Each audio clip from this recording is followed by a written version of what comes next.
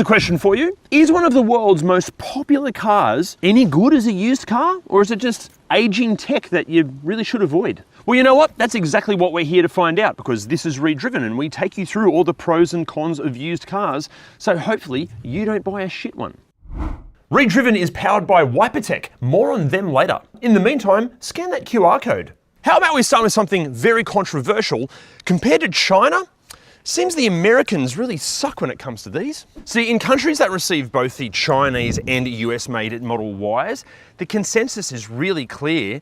The Shanghai-built models boast far superior build quality. In fact, in these countries, both the owners and the service centres have confirmed that they receive far fewer issues with the Chinese-built Model Ys. And look, this is great news for us here in Australia because all of our Model Ys come from China. Not so great if you're watching this in the US because all of your cars are made in America. I'm really sorry. However, Chinese built does not equate to perfection. How about we dive into the common issues these things can suffer from no matter where they're made? See, plenty of owners have complained about sudden, unexpected braking when the car's on autopilot, or even just random speed changes when it's in cruise control. Now, this often happens on the freeway, or if you're going under an overpass, or if the systems just misread a speed sign or misdetect an object. Now, best case scenario, this can just be startling and kind of shock you when it happens, but worst case scenario, there have been reports of cars getting rear-ended because someone behind them isn't expecting the car to suddenly jump on the brakes in front. Also, owners have had a problem where, say you try to avoid a pothole, well, the lane keep assist can try to take over and sort of forces you back in line again. This can be especially bad on country Australian roads where there are no road markings or the edges of the road are a bit unfinished. The car can just get confused. Also, it seems like no matter sort of which iteration of car or software update, these kind of problems still persist. Although in Tesla's defense, this isn't necessarily a Model Y thing. It seems like every newer car that we feature of late have these sorts of safety system complaints with them, to the point that they can almost feel dangerous. Still, it's incredibly important to remember that the Model Y is still one of the safest cars money can buy, to the point that you might be safer driving one of these than you are when you're tucked up in bed. The next issue that owners have experienced, no matter where the car is made, is just poor paint quality. But again, like so many new cars that we've featured of late, the paint is just so thin that it can mark and scratch and chip really easily. But on these, other owners have found that it can almost start feeling like it's made of latex. It's like it's a bit not that solid. But look, the hot tip from owners here is that if you're driving in conditions where stone chips and crap can just hit your car all the time, get the thing PPF'd. Also, the panel gaps and how some of the trim kind of lines up, it could be a bit, I don't know, interpretive on some of the earlier cars, although this has been improved with the more recent models, unless your car's made in the US, because apparently they can still have some pretty hectic panel gap issues. Unfortunately though, no matter where it's made, these could have a problem where the tailgate was so misaligned, it could let water into the boot. Now I say could because Tesla did issue a service bulletin to fix this water leakage issue. So if you're looking at one on the used market, just make sure that this has all been fixed before you buy the car. Also, there are a few complaints that the window glass can sort of misalign over time, so when you close it, it doesn't quite match up with the body. But I have a theory on this. If you're having this problem, I reckon it's your fault. See, with a frameless door, if you close it by pushing on the glass, that puts enormous amounts of stress on all the mechanisms in the door. So when you're opening and closing the door, actually use the door, not the glass. Also, the Juniper update has fixed this. Just sounds a bit cheap and nasty. On the Juniper, it sounds very, very premium. Also on glass-related issues, a few owners have had problems where the little wiper nozzles have become blocked. This is generally fixed under warranty, but the problem is some owners that have had it fixed under warranty, the problem has just come back again. So just make sure it squirts correctly. But as the old saying goes, a squirt is only as good as its wipe. And if you want 15% off and free express shipping on some of the best wiper blades in the business, scan that QR code to get a set of Wipertech blades. They're the only ones we use because they are so, so good. And they're a great Aussie company. Show them some love and do yourself a favor. Actually, you know what? On second thoughts, don't do any of that if you're going to do what Sam has done and lend us your car to feature. If you do that, we're going to give you a set of Wipertech blades for free as a thank you present. To volunteer your car, there's a link down below. Hit it. But another global common complaint is that on some of the earlier cars, up till about 2023, there have been reports of the steering wheel material delaminating. This is especially common in hot climates like here in Australia. The good news is it's generally always covered under warranty. And from 2023, the material's improved and they don't really have a problem anymore.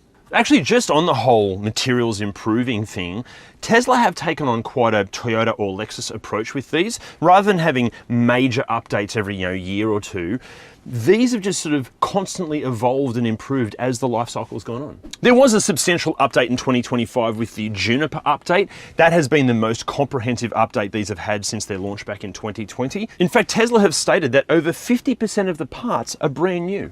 It also seems like the build quality and overall NVH levels have been improved. And I tell you what, that is saying something, because this is a base spec rear-wheel drive car with a few Ks on it. And the NVH levels in this are really, really impressive. Okay, there are a couple of little rattles here and there, and it can feel like the whole chassis has a bit of a slight shimmy thing going on, but these are terrible roads. Overall, pretty bloody good. Also, some of the owners of the early 2022 cars have complained that the ride quality was quite harsh, even to the point of being crashy. In fact, one owner we spoke to said that his 2022 Model Y had the worst suspension he's felt in a car in 20 years. But look, in this one, okay, it's a little bit on the firm side, but it's not harsh or crashy at all. It feels quite well controlled. I think for like a family-friendly SUV like this, it would be nice if it was a little bit cushier, but then there's a lot of weight going on here, so to be kind of dynamic through the corners, it's got to have a bit of firmness to it. It's not the best suspension I've experienced, but it's certainly not the worst. Also, the Juniper update Model Y, apparently that has improved the suspension calibration substantially. Although, as any Model Y ages, there is another problem with the driving experience that can pop up. Actually, I should say, can jiggle about. But this is more of a mechanical complaint, so it does make sense to actually throw to an actual mechanic to explain what's going on here. Luckily, we have Jim. Now, the rattling and clunky that these things are known for is typically coming from the upper control arm bushes, which often wear prematurely. Now, more often than not, these are getting fixed under warranty, and some owners are having to get them done twice within the warranty period. But that does seem to be more of a problem for the early build cars here. And another issue with the worn upper control bushes is wheel alignment. Now, these things are already very heavy on tyres, so the slightest issue with alignment makes it much worse. And because typically these don't get serviced every year like a typical ICE car, often the tyre wear isn't even noticed, and most certainly the tyres aren't rotated to make the tyres last longer. So it's a big problem with these. And another thing, if you're hearing a bunch of clunking and rattling from the suspension, have a look at the stabiliser link pins. They often wear and rattle like crazy, but that's actually every car, not just these cars. And because these have regenerative braking, the brakes just aren't used as much as an ICE car. And actually that can lead to issues. Sometimes we see the actual disc rotors rusting up, and the slides on the calipers can seize as well. And all these can actually make the brake pads wear unevenly too. So while you might be saving money on brakes initially, you might end up having to do a whole brake overhaul just because you're not using them as much. Another suspension related issue can also apparently cause premature tyre wear. But in this situation, we kind of think it's to be expected. See, owners of some of the performance models have reported that the inner part of their rear tyres can just wear really quickly. But we're talking about a nearly 2-ton vehicle that can do 0 to 100 kilometers an hour in 3.5 seconds. With that amount of performance on tap and the weight of the car, I think just extra tyre wear is something you're going to have to deal with. But while we're out here, another common complaint we found, and I completely agree with the owners, are the bloody door handles. It's not that there's something that goes wrong with them, it's just a stupid design. And now look, this isn't just something that's exclusive to Tesla. Plenty of other manufacturers are doing this with this whole flush door handle thing. But why take something that is so commonly used and should be just completely intuitive and then make it more complex? Like you've got to push there first and then pull open. Why make it more complicated than it needs to be? And look, sorry to harp on about this, but look, if you're right-handed, in a right-hand drive car, this kind of makes sense because you just push your thumb and it opens like that. But I'm left-handed, so it doesn't make sense for me unless I get in the passenger side. Because being left-handed over here, this makes sense. But if you're right-handed over here, again, it's just stupid. I think we have a solution. Welcome to 1997, and look at this. It makes sense. One movement. Who would have thought? Before before you go making excuses for Tesla going, oh no, it has to be flush for aerodynamics, I call complete bullshit on that. Look at this, completely flush. This surely isn't an aerodynamic disaster compared to that bloody thing. And not only that, if they can design and engineer all the other amazing things on this car, surely they can get a door handle right while also being aerodynamic. That shits me. And I hate to say it, but the same goes for this thing. But look, before we get into the negatives here, let's focus on the positives. This screen has now been superseded by the Juniper. It's slightly larger, but even with this, it's still one of the fastest screens and most responsive I have ever used in any car at any budget. Plus, even though there's no Apple CarPlay or Android Auto as such, which kind of can suck, it's such an intuitive system and it's so in-depth on what you can do. It runs Google for navigation, so that's ultra intuitive and we've all used that a million times. But then some of the other fun things, like you've got this arcade function, you've got a toy box function. We don't have time to go through what this system is capable of, but it is outstanding. Also, even the sound system is outrageously good. It's one of the best you'll hear in any car at any budget. And the camera quality is exceptional. Check this out. Like, that's fantastic. Or just shush for a second. But you also get like little distance kind of calculations when you're backing up to something, so that's wonderful. And if that's not enough, thanks to the over-the-air updates, sometimes you can wake up in the morning and have new features and functions, or if there've been any kind of weird infotainment gremlins happening, they can just get fixed due to that update. But the negatives. It sucks that everything is operated through the screen, and I mean pretty much everything. Okay, yes, you have these little multi-function little wheel bally things on the steering wheel, but you've got to go into a menu first to tell these what to actually control. We're talking adjusting the mirrors, the air vents, the windscreen, the mist, the steering wheel position, even the glove box, all require you to actually use the bloody screen. And if you're trying to do this while you're driving, especially on a bumpy road, and you're trying to find the icon, well, you've got to look at the screen to try to find what you want. Then you've got to kind of aim your finger at it and hope that you're hitting the right icon.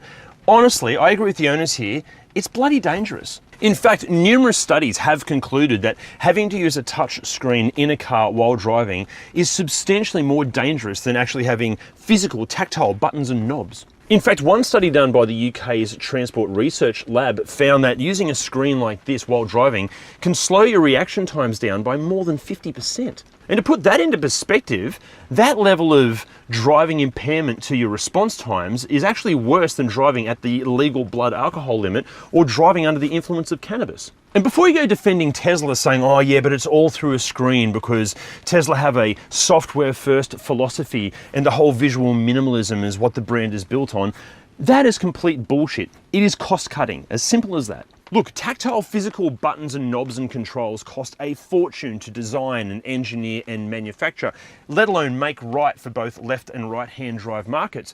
Ditching all that to have purely a mass-produced screen that just requires simple software updates has saved Tesla millions, if not billions of dollars. But the real cost here is the user experience, or lack of, or more seriously, your safety. Speaking of which, even the speed that you're traveling is displayed on the center screen, so you kind of have to look across to see the speed. There's no head-up display. Now, look, I'm sure you get used to this, but even like the old Toyota Echo and Yaris where they had their speedo in the middle of the dashboard, I just feel like looking across to see your speed isn't intuitive at all. Again, you'll get used to it, but I just think it's a bit annoying. Also, Tesla phased out the ultrasonic parking sensors from about 2023, instead relying on the Tesla Vision camera system. But the problem with this can be that sometimes it can struggle for accuracy in really tight parking scenarios, and it can also struggle at nighttime. Also, if you'd rather not rely on the cameras and the sensors, there's a bit of a blind spot with the C-pillar. It's a decent chunk of a thing, so just judging the rear of the car can be a bit of a challenge when you're parking. But look, luckily the cameras are really good quality, so when you are parking it at daytime, it's an absolute breeze. In the front of the car, it's really easy to judge where the car ends, so look, parking is a breeze. Although, for some cars, they no longer have sort of the beeps and boops for your parking sensors. Why? Why would you get rid of that? Look, it's super handy that you've kind of got like the distance graphic to show you how far you are away from the thing you're backing into. But wouldn't it be nice if there was just a button to turn on or off the parking sensor sound? But driving this thing also raises the big elephant in the room, range anxiety. But how often do you travel more than 300 kilometers in a single trip? If you said, well, all the time, yeah, maybe an EV isn't for you. But if you said, well, hardly ever, actually probably never, well, in that case, range anxiety for these shouldn't be an issue for you. Look, depending on the exact model, the claimed WLTP range varies from about 514 kilometers to 622 kilometers. Although, as we know, those WLTP ranges are about as reliable as my biological dad, and I haven't seen him in decades. But in the real world, owners are experiencing anywhere from about 300 Ks to a smidge over 500 kilometers, which surely for most of us is plenty, right? As long as you can charge it at home or work, which I can't. See, this is where Tesla Model Y ownership can really depend on your particular lifestyle. I've tried to live with multiple different EVs, including pretty much the entire Tesla range. And as much as I want to have one, it just simply doesn't suit my lifestyle. Charging becomes a nightmare. Honestly, the whole car has become an inconvenience, no matter which EV it is. This situation might be completely different for you, and that is completely fine. But before you buy one of these, or really any EV, seriously have a look at your lifestyle and work out if you're okay for the car to dictate how you drive. Luckily though, Tesla does boast Australia's largest and possibly most reliable fast charging DC network. Although there are some other costs involved here that we haven't discussed yet. You know what, let's do the good news first, because the bad can be honestly bloody confronting. Unlike plenty of hybrid cars out there, these things can suffer from catastrophic levels of depreciation. The good news is that a used Model Y seems to offer incredible value for money, but our condolences if you bought one of these new. Now, this horrific depreciation can be due to the market trends, the absolute onslaught of cheap Chinese EVs coming into the market, and even Elon testing his customers' loyalty when it comes to discounting these things over their lifespan. But so many Model Ys have shed massive chunks of their original value. To put this into perspective, you can now pick up an older base model for a smidge over $30,000. At the other end of the spectrum, a near new mint condition performance, that's going to be asking around about $85,000 on the used market. But you've got to remember, that's a $10,000 discount on a car that's not even a year old. Also, the Model Y frequently loses value faster than its rivals, like the Hyundai Ioniq 5, the Kia EV6, or a Ford Mustang Mach-E. And look, while this depreciation, obviously it will slow down as the cars age, you got to think about how quickly battery and just vehicle tech in general is improving. So early models of these could start feeling really old pretty soon, and there's a good chance that's going to drop the values even more. And the bad financial news might not end there, because the insurance premiums on these, they can charge, well, a premium. Now, to put this into perspective, a really good mate of mine owns both a Model Y and a newish 250 series Land Cruiser Prado. But the Model Y costs more to insure than his Prado, even though the Model Y is insured for less than half of what the Prado is. And the reason that the insurance premiums are so high is because just fixing these can ask a lot of money. There can also be some parts supply issues, and there is a bit of a lack of Tesla approved panel beaters and repairers out there. So it just all sends the insurance prices up. It's bloody annoying. And look, obviously the insurance premiums can have as much to do with your situation as the actual car you're insuring. But before you go diving in, just crunch the numbers, because there's a chance that these don't make as much financial sense as you might anticipate. But let's focus on some more positives here. Aside from the questionable user experience of the screen, the interior layout, this design, while controversial, is just beautiful to look at. It's a really lovely place to be. Even the ergonomics, there's so much adjustability to the steering wheel and the seat. It's just right. I don't know if I'm kind of getting the message across, but it just, when you sit in this and get the positioning right, it's chef's kiss, beautiful. Even as far as living with it, absolute breeze. You've got two wireless charging pads there for your phone, and they're also kind of felt lined so that things don't rattle around. You've got more storage under here, another little shelf here, two cup holders that unfortunately don't have the little fingery things to hold my small pretentious coffees. And I know from experience, when I put like a little oat piccolo down there, it does kind of get lost. It's a bit annoying. Under the armrest, we've got even more storage under here, a little tray. This is removable, so there's even more storage under there. And then in the doors, great sized door bins, and they're felt lined so nothing kind of rattles around. And there's a glove box switch I've got to go into here to bloody open. Imagine if it had like a button or a latch to open it. Amazing. Also, as far as other common problems with these interiors, aside from the ones we've already mentioned, honestly, hardly any. A few really high kilometre examples might have a tiny rattle here and there, but it's not a major problem, and those little rattles are probably just going to be more obvious because of how silent the car is. The white seats, actually just on the seats, they are incredibly comfortable as well, but the white seats, sometimes they don't play nicely with new blue denim jeans. They can kind of get stained, although that is easily cleaned, both the jeans and the seats. Actually, if you want a huge range of cleaning products, not to mention aftermarket suspension parts and wheel and tyre packages and dash cams and hi-fi gear, scan that QR code, type in your rego, and the Automotive Superstore site will show you all of the accessories that are best suited to your car.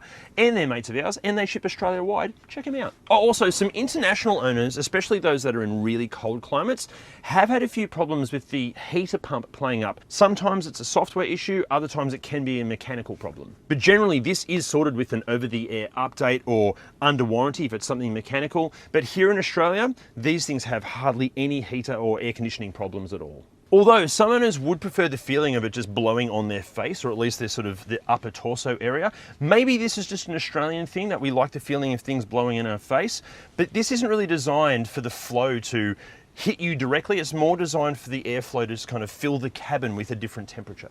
Now in the back seat, I'm exactly the same height as serial tweeter Elon Musk. This is in my driving position. Cop the amount of space back here. Heaps of knee room. My feet are just having so much fun. I've got slightly bigger shoes on today than I normally wear as well, but I don't feel at all claustrophobic in the foot department. Seats themselves could be a little comfier. Needs a little bit more squidge, a little bit more support, but they do the job. And all the materials back here, again, like the front, just feel great. And again, according to the owners, even if you've got shit children that try to abuse everything, the resilience is really good. Although, a quick note back here, thanks to the enormous glass roof, in hot climates like here in Australia, this can make the interior of the car feel like it's the same temperature as the fiery pits of hell. Luckily with the Tesla app, you can pre-cool your car, and some models even have sort of a camp mode, so it keeps the interior temperature of the car really consistent. Although, I reckon having to deal with a scorching hot car interior is just a fundamental part of being an Australian, so don't use the app or pre-cool your car, just toughen up, princess. Although also on that app, it can be used for a whole bunch of different functions, from being used as the car's key if your friend wants to drive the car, through to showing the car's battery status and a whole bunch of other things. It's actually really good. But as far as features and practicality back here, on the updated Juniper models, they have an 8-inch rear passenger touch screen that controls climate and entertainment, and it even has a Bluetooth head support for 2 headphones. And in this car, you've got air vents, beautifully integrated USB-C ports, mat pockets on the backs of the seats here. I think this little storage compartment, I'm pretty sure that's an aftermarket one. I don't think that comes factory. Door bins, good size, and you can actually get to them when you've got legs and the doors are closed. That's a nice change compared to other cars. You've got a pull-down armrest, I think. Yep, pull-down armrest here with a couple of cup holders there. These do have the little fingery things to hold my small pretentious coffees, so why didn't they include it in the front? That's annoying. I think that's about it. That's about it for features and practicality back here. It's a really lovely place to be. And then in the boot, compared to the alternatives, this actually has one of the smaller boots out there. Don't stress, it's still a copious amount of space and a good shape too, so it's very, very usable. Also, the standardized measurement system really only tells part of the story with these. See, under the floor, you'll find another 105 litres, and with the seats down, loads of space, heaps of room. And not only that, unlike plenty of the competition, this also has 117 litres of extra space in the front. So surely this is enough space to make life easy? Something else that makes life really easy is just the huge dollop of instant torque. Oh, wow. And look, I know that now we have EVs that can do 0 to 100 kilometers an hour in under 3 seconds and quarter miles in 10 seconds and under. A base spec rear-wheel drive Model Y seems almost pedestrian. But this thing can do 60 kilometers an hour to 100 kilometers an hour in just 2.6 seconds. That's basically the same performance figures as a Volkswagen Golf R, a Subaru WRX, or a Hyundai i30N. They are all celebrated performance cars. This thing can match them for the critical kind of overtaking speeds, and yet it's a sensible family SUV. This thing is plenty fast enough in the real world, overtaking, pulling into traffic, an absolute breeze. If you are a psychopath and you need more performance than this, the Model Y Performance, honestly, that is so fast it feels like it's rearranging your internal organs. But look, it's all good and well that these things go like a scalded cat, What about things like battery degradation? And are they as mechanically reliable as the hype suggests? Well, this is really another question for Jim, isn't it? Now, before I answer the battery questions, first of all, in Australia, there are two types of batteries delivered in the Australian Model Ys. There's the LFP, which is the lithium iron phosphate, and the NMC, which is the nickel-based lithium ion. Now, I'm not going to bore you with all the details, but the LFP is more tolerant of a 100% charge up. It's typically more thermally stable, but it does have slightly lower energy density. The NMC has a higher energy density, typically have a longer range, but doesn't really like being charged to 100%. The LFP in the rear-wheel drive is fit for purpose for most buyers. The NMC in the long range and performance is better for the buyers who want that. But as a consumer in the real world with regular use, you're really not likely to notice much of a difference. Both are very reliable, and as far as battery degradation goes, look, ignore the internet haters. Most owners are seeing between 85 and 90% battery health right up to and beyond 200,000 kilometres.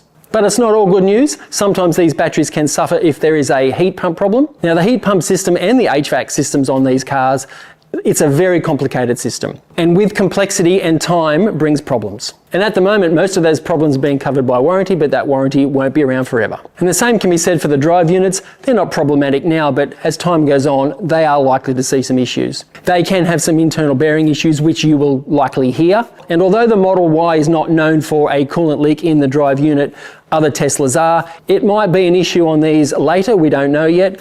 Typically though, when that does happen, it's a very expensive fix. And because these don't share any other parts with any other cars, really, in the long run, you're still going to have to get these parts from Tesla, and they will be expensive. Okay, so should you buy one? You know what, Tesla are going to hate us saying this, but we certainly wouldn't recommend buying a brand new one. So with such steep depreciation, even for models that are only a year old, why not save thousands of dollars and just buy a slightly used example? Many still have warranty left on them, but it's not like they're going to break down anyway, and all the over-the-air updates should keep a used Model Y pretty fresh for the foreseeable future. Still, make sure you get a full pre-purchase inspection and make sure it ticks all of the critical pre-purchase boxes. Also, just make sure that an EV is actually going to suit your lifestyle. But really, the only other reason we'd be cautious on buying a used Model Y is due to the fact that there are some absolute other bargains out there in the used EV space. And if you want to see what they are, go and watch this. And in the meantime, why don't you smash that subscribe button? Honestly, it helps us more than you know. And why not share this video with all of your EV and Tesla loving friends, even those that hate Teslas and EVs? A few owners have had problems where the little